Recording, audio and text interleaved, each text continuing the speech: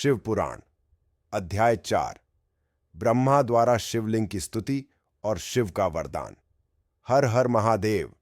शिव पुराण के चौथे अध्याय में हम पहुंचते हैं उस क्षण पर जहां ब्रह्मा जी अपनी गलती स्वीकार कर भगवान शिव के लिंग रूप की स्तुति करते हैं और उनसे क्षमा याचना करते हैं। यह अध्याय हमें सिखाता है कि अहंकार के बाद पश्चाताप और फिर भक्ति से कृपा कैसे प्राप्त होती है।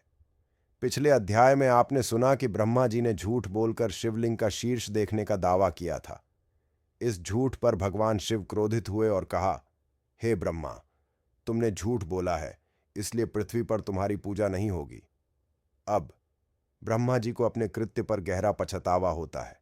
वे हाथ जोड़कर अश्रुपूरित नेत्रों से शिवलिंग के समक्ष विनती करते हैं, हे देवाधिदेव शिव, हे त्र्यंबक, मैं अज्ञानवश झूठ बोल गया।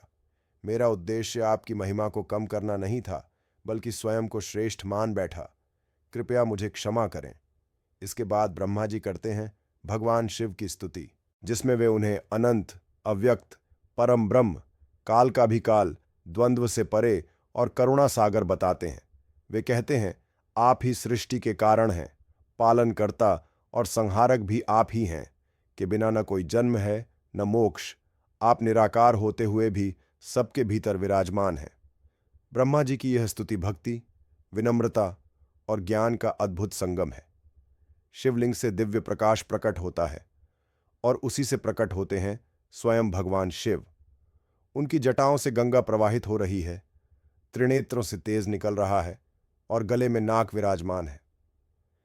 भगवान शिव मुस्कुराते हुए ब्रह्मा से कहते हैं, हे ब्रह्मा, तुमने अपनी गलती को स्वीकार कर लिया और सत्य तथा भक्ति के मार्ग पर लौट आए, इसलिए मैं तुमसे प्रसन्न हूं।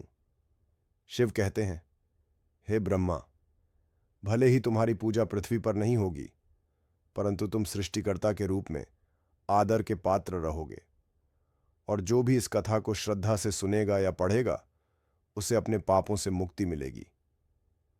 शिव आगे कहते हैं कि जो लिंग स्वरूप की पूजा करेगा वह मेरे परम धाम को प्राप्त करेगा।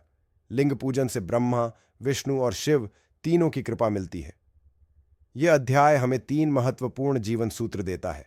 1, अहंकार सबसे बड़ा विनाश है। 2, पश्चाताप और सच्ची भक्ति से ईश्वर को प्रसन्न किया जा सकता है। 3, लिंग पूजा केवल एक धार्मिक कर्म नहीं, बल्कि आत्मा का जागरण है। तो साथियों, यदि कभी हमसे कोई भूल हो जाए तो शिव की तरह क्षमा करने वाला कोई नहीं।